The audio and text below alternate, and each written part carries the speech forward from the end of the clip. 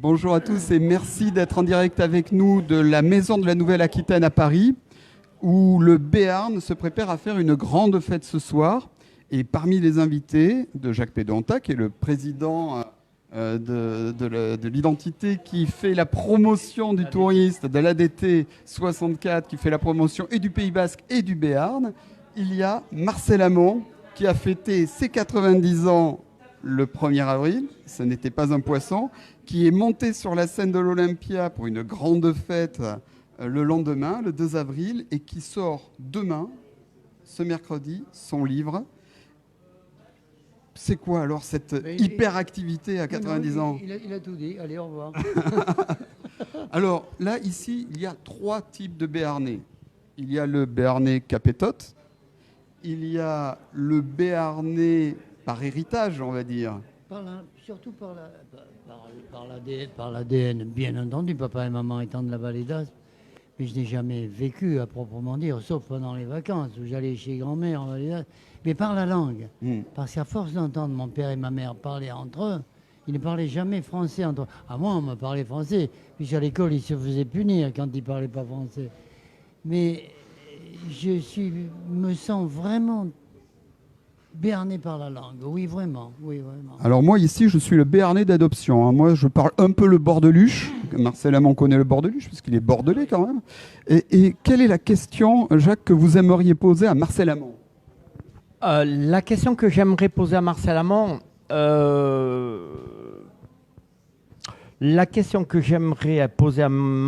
c'est peut-être son secret de longévité, parce que il est de fer et inébranlable. Et bon, vous avez parlé de son anniversaire, on ne va pas répéter tout le temps l'âge que tu as, Marcel. Mais on va simplement dire que c'était un 1er avril. Ça devient une coquetterie maintenant, tu vois. Mais il faut dire qu'il a fêté ça donc à l'Olympia. Et son actualité, c'est le livre... À l'Alhambra, pas à l'Olympia. C'est toi qui deviens gâteux. À l'Alhambra, pas à l'Olympia. Mais non, tu m'as induit en erreur. Par contre, son actualité, elle est musicale parce qu'il a sorti un album en collaboration avec Souchon, Maxime Le Forestier, mon fils, son fils, et Charles Aznavour, ce qui est quand même exceptionnel.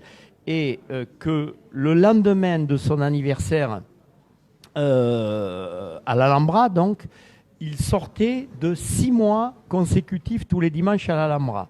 Ça, c'est à l'Alhambra. Et ça, c'est quand même exceptionnel. Mais mettez-vous d'accord, alors rien que dit l'Olympia. Mais pourquoi pas le Carnegie Hall aussi. Et ça, pour vos amis du Facebook Live, puisqu'il s'agit là d'un direct Facebook avec vous, avec la République des Pyrénées, on a beaucoup de chances de la voir ce soir, parce que demain, et ça tombe comme ça, demain sort un livre extraordinaire que les privilégiés de ce soir auront peut-être l'occasion de voir ou d'acheter. Et du coup, la seule question, c'est comment tu fais, Marcel ? Comment tu fais ? Je vais te le dire tout de suite, mais n'oublie pas que ce livre s'appelle « Les coulisses de ma vie ». Et sur le bandeau, il y a marqué « 90 ans à apprendre à vivre ». T'as vu ? C'est peut-être ça la leçon, alors. Voilà, j'ai l'impression que c'est ça. Essayer d'apprendre à vivre. Non, si je vais être beaucoup plus concret, je dirais que dans un métier où les tentations, à partir du moment où on devient quelqu'un de connu, c'est la même chose pour tous les gens dont on parle, qui sont un peu dans les feux de l'actualité, c'est de continuer à se persuader qu'on est fabriqué comme tout le monde. Que c'est pas parce que même si on s'appelle Serge Gainsbourg et qu'on a un immense talent, ça ne te met pas à l'abri de tout. Et il ne faut pas s'entretenir en absorbant des hectolitres de whisky. Voilà, c'est tout. C'est dit d'une façon un peu simplette, mais c'est ça. Il faut se reposer au maximum, manger, boire raisonnablement, vivre comme tout le monde finalement. Et ça ne veut pas dire que je me suis cru... Non, mais ça ne veut pas dire que je me suis cru obligé de vivre comme un moine. J'ai vécu normalement. Et tu vois, il n'y a pas de scoop, il n'y a pas de confidence sensationnelle à faire. Il y a ça, voilà. Et alors, puisque je reviens sur le bandeau de mon livre, c'est-à-dire, j'ai essayé d'apprendre à vivre en ajustant le tir selon les circonstances du moment. Par exemple, je te donne un exemple concret. J'ai des petits problèmes. J'ai un cœur à touchant du bois assez solide. Quelques stents. Oui, quelques stents. Mais j'ai un escalier chez moi que je monte, parce que je suis toujours en train de bouger. Je parle tout le temps, je bouge tout le temps. Je monte cet escalier une bonne trentaine de fois par jour. Il est assez raide. Donc, j'ai pris l'habitude de m'arrêter à la 12e marche pour respirer un grand coup. Sinon, bang, bang, bang. Voilà, le pauvre. Oui, alors là, Oui, à la là, je 12e. suis entouré. Oui, donc, oui. Marcel qui m'a confié. Alors, j'ai eu la chance de lire son livre. Donc, impossible de le détacher de son téléphone portable. Hein. Ça, c'est terrible. Marcel était un enfant hyperactif. C'est un vieux, il aime bien le terme, un vieux hyperactif qui rencontre aujourd'hui un ado hyperactif. Et Un gamin. Et peut-être que Jacques Pédonta, il devrait apprendre le métier de vieillir, parce qu'il y a tout un chapitre du livre qui s'appelle Le métier de vieillir. Oui, oui. Ben, il y a des formules. On essaie de trouver des formules un peu choc. Moi, je n'en démords pas, puisqu'on me pose très, très souvent la question. Je ne sais pas ce que demain me réserve. Retouchons du bois. Je pense que l'explication principale, c'est de me dire que j'étais fabriqué comme tout le monde. Parce que le nombre de personnes, hommes et femmes de ce métier, qui ne se ménagent pas, qui brûlent la chandelle par les deux bouts, qui se droguent, ouais, c'est pas bon tout ça. C'est pas bon tout ça. L'autre point important du livre de Marcel Amand, et là j'encourage vraiment les personnes qui nous regardent à lire ce livre pour ces passages sur l'héritage béarnais, où il y a une vraie émotion sur ce que vos parents vous ont légué, cette langue béarnaise que vous parlez, ces souvenirs. Donc en gros, Marcel Amand, on ne va pas mentir, c'est un Bordelais qui vit à Paris, mais c'est un pur béarnais. La langue maternelle, Oui, première langue, oui. et ces souvenirs dans la vallée d'Aspe de gosses, ce souvenir de parents, que vous dites que c'est des immigrés de l'intérieur, Oui. c'est des moments très forts. Racontez-nous un peu ça, Bon, ce qui transparaît dans ce c'est vite livre. raconter. Mon père et ma mère étaient des petits paysans qui vivaient dans la montagne. Vive Jules Ferry et son école laïque et obligatoire. Ils ont appris la langue qui est devenue la langue du dimanche. C'était la belle langue des livres. D'ailleurs, mon père et ma mère, je suis tombé sur le courrier amoureux de mon père et de ma mère quand ils se fréquentaient. C'est magnifique. C'est écrit en français. Il n'y a pratiquement pas de faute d'orthographe. Et toutes les images, toutes les belles tournures, tout ça, c'est écrit dans la langue des livres. Et la langue des livres, c'était le français. Donc, je suis très attaché au Béarn. Surtout, je viens de le dire, par mon père et le souvenir de mon père et de ma mère, mes merveilleux parents qui m'ont donné tout ce qu'ils n'ont pas eu eux-mêmes, par cette langue. Cela dit, il ne faut pas tomber dans le chauvinisme, il ne faut pas tomber dans le travers contraire, enfin, dans aucun travers, ni on est des minables, ni on est les plus... Il n'y a que nous sur Terre.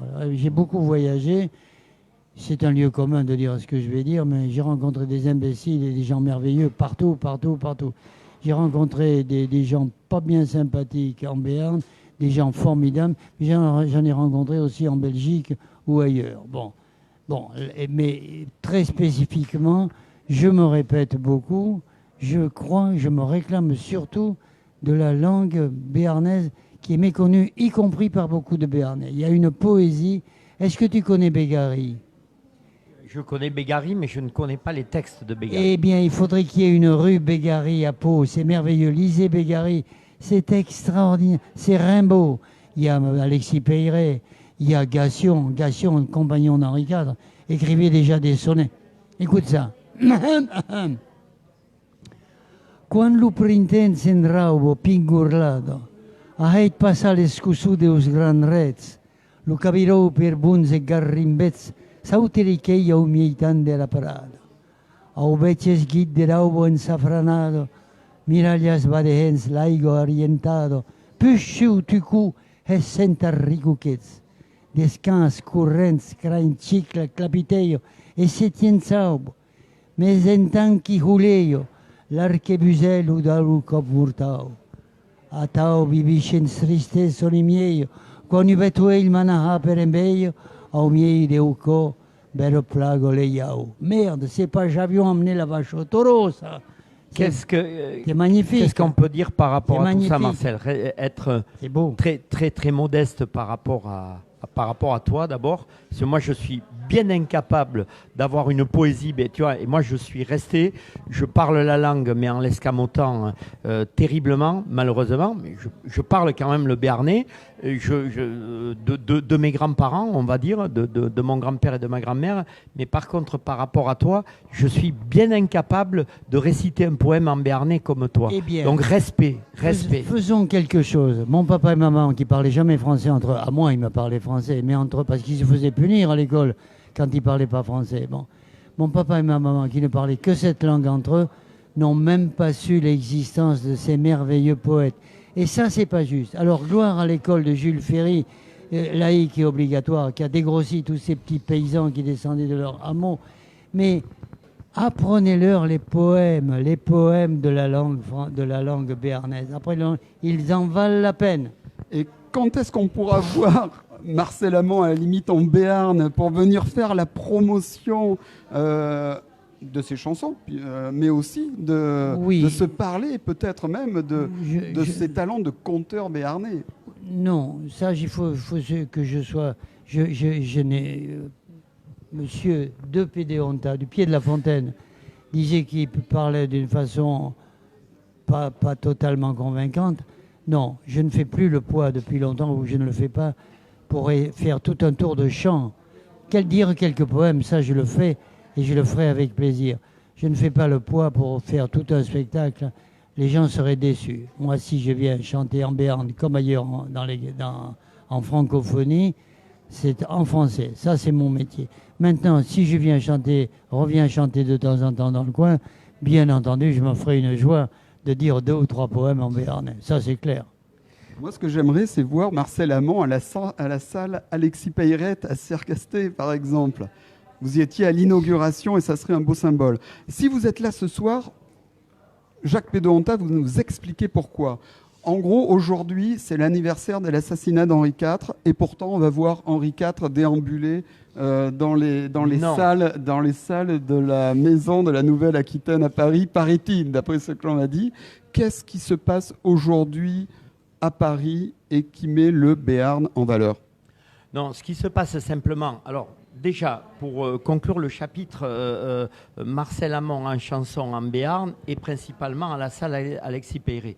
Bon, cette salle porte le nom de cette sommité, de ce poète trop méconnu, inauguré par Marcel. Donc, bon, déjà par l'intermédiaire de ce petit écran magique, on peut peut-être lancer un appel, je ne sais pas qui, on va lancer un appel à monsieur le maire de Sercasté, au programmateur d'Alexis Peyret, parce que si effectivement il y a un endroit où Marcel pourrait venir chanter prochainement son formidable tour de chant de l'Alhambra, ce serait bien là. Et si en plus, en guise d'introduction ou de conclusion, il pouvait déclamer 2-3 poèmes, comme ils viennent de le faire là maintenant, alors là, ce serait la cerise sur le gâteau. Voilà ce que je voulais dire.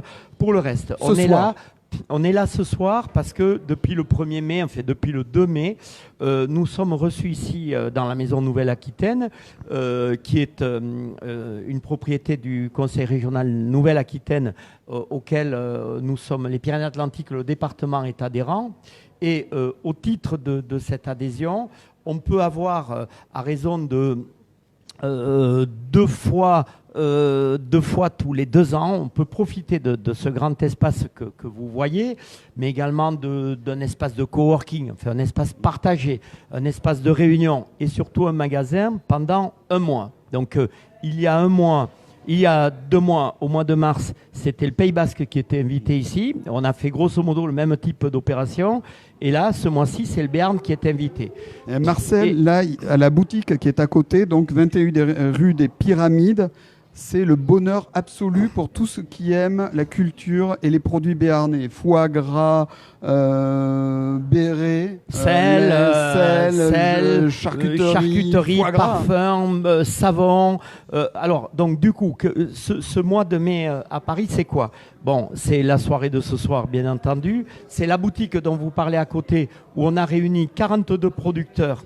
Et ce qu'il faut dire aux gens qui nous regardent par l'intermédiaire de Facebook, donc, c'est que ces 42 producteurs ont été choisis par l'ensemble des offices du tourisme du Béarn pour qu'on n'ait pas 10 vendeurs de foie gras, pour qu'on essaie de mixer les produits, mais qu'on ait une belle représentativité des produits du Béarn.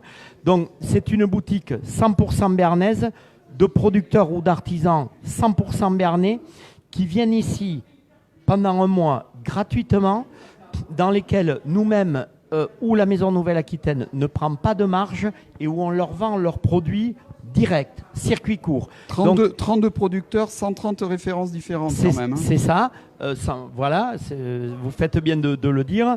Et puis, on a commencé ce mois du Béarn à Paris il y a 10 jours avec Henri IV, où Nathalie Baudelot-Mény et Clarisse Seigneuret ont conçu dans Paris un circuit sur les faits historiques d'Henri IV. On a pris la précaution d'éviter la ferronnerie en cas. Où on a amené les journalistes dans 2 vannes et on leur a fait découvrir le Béarn à travers l'histoire d'Henri IV. C'était un très très beau moment. Le deuxième moment un peu fort, c'était vendredi soir dernier, les filles de l'USO d'Orthez qui ont gagné à Bercy. Chapeau les filles, bravo Camille Chamard, championne de France, Pacoloyer, basketball, sur les traces de Pierre Seillant et de l'élan béarnais. C'est un événement. C'était un événement il est aussi bon que vous, Marcel. Exceptionnel. L'autre événement, c'est ce soir. Le prochain, c'est samedi 18, où du coup l'élan béarnais basket, qui est dans le top 5, qui est surtout 5e. Après la victoire face à l'ennemi de Limoges. 5e face à Limoges. C'est pas bon ça. Top 5, tout pour 5, du Jeep Elite. Là, je suis bien obligé de le dire, ça s'appelle comme ça. Joue samedi soir contre le Valois et l'élan fait une saison extraordinaire. Le prochain rendez-vous derrière, je vous dis ça un peu de tête, je peux peut-être me tromper. Tout sera sur le journal demain matin. C'est le 23 mai. La CCLO, notre ami Cassiori, Jacques Cassiori, le maire de Biron, président de la communauté de communes de la Cortès, vient ici investir les locaux avec l'ensemble des entrepreneurs du bassin de Lac pour une journée B2B, on va dire, mais relationnelle. B2B, c'est business to business. Voilà, comment on dit en béarnais? On dit des publics relations. On dit top 5 et B2B. On dit top 5 B2B, bien sûr. Et donc, voilà, ça c'est le 23. Et on finit le 28 mai. Enfin, on va finir le 30 mai, mais on finit le 28 avec section paloise Stade français ici. Alors, écoutez, même si la section ne fait pas un parcours formidable cette année, bon, vous le savez, là, le pauvre Bernard Ponneau est secoué de toutes parts. Il n'empêche, moi je crois qu'il faut être encore plus supporter de la section quand ça va mal. Et moi, je suis de ceux qui sont très fiers qu'elle soit dans le top 14. But tell me, it is for the 13th of May, yes? Yes. Thank you very much. Yes, Marcel. Voilà, c'est tout ça. C'est la promotion du Béarn. Et comme vous l'avez dit aujourd'hui, ça tombe comme ça, c'est quand même incroyable. C'est l'anniversaire de l'assassinat d'Henri IV rue de la Ferronnerie. Eh bien non, Marcel. Vous allez voir tout à l'heure. 1610, c'est toujours après ça. Oui, c'est vrai, mais on va faire mentir l'histoire parce qu'on a ressuscité Henri IV pour reconquérir Paris et rattacher la France au Béarn. Je veux pas dévoiler des faits secrets, mais je crois qu'il est dans la chambre d'hôtel à côté de la mienne. Je vais me méfier cette nuit quand même. Là, avant de terminer, je vais remercier quand même le Corner qui est au sein de la Maison de l'Aquitaine un endroit tenu par un chef qui est Julien Duboué. Julien Duboué, oui. Et qui fait des formules à 13 et 16 euros et qui sont servis ces formules par Isabelle qui est derrière nous et qui nous accueille gentiment. Et qui tient le corner. Lou Courner, Lou Quain. Lou Quain. Et qu'est-ce que ça se dit de Béarnais quand ça se rencontre à Paris? On dit qu'il passe, Et Kines. Bon. Io che poi che sui drini strebesat, per non parlare di Pasquale a Parigi. Donc, qui parle serre-plat. Serre-plat. Et Strebessat ne se disent pas serre. Dendene, il pai era mai, tu stai parlava biarnese, ma su occupare gli drini quand même.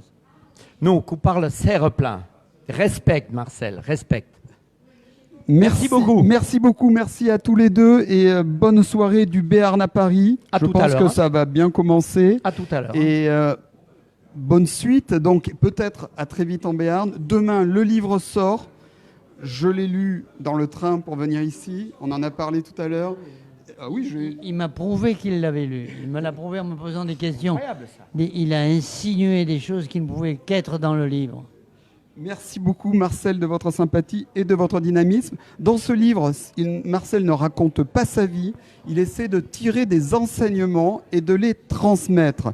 Il le transmet avec des mots qui sont les siens, mais qui sont aussi ceux de son fils, parce que c'est un ouvrage qui est lu à 4 mains, qui est plein d'humanité, où on trouve vraiment l'âme béarnaise, même si Marcel ne vit plus en Béarn.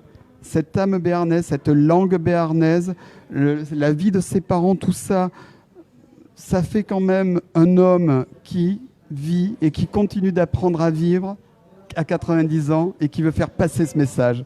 Merci beaucoup Jacques, merci beaucoup Marcel. Merci et Bruno. À bientôt. À bientôt. Quello ne.